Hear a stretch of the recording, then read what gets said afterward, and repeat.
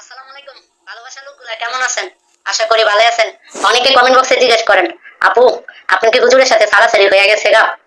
হ্যাঁ, হুজুরের সাথে আমার সারাসারি হয়ে গেছে গা। তে যারা আমার কমেন্ট বক্সে অনেক কিছু উল্টাপাল্টা কমেন্ট করে যান, তা আপনাদের জন্য ভিডিওটা করতেছি। আমি একজন খ্রিস্টান ধর্মের মাইয়া, আমি আবার বলতেছি আমি একজন খ্রিস্টান ধর্মের মাইয়া। এই হুজুরের জন্য মুসলিম ধর্মে আসছিলাম।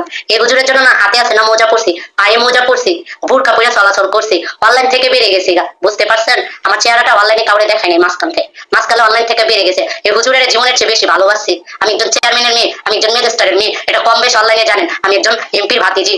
আমি হ্যার জন্য সবকিছু ছেড়ে দিয়েছিলাম, সে আমাকে পেয়ে শুক্রিয়া করেনি আল্লাহর দরবারে। বুঝছেন? আমি খুব সৎ মানুষ, এটা আপনারা কম বেশ ভালো করে জানেন।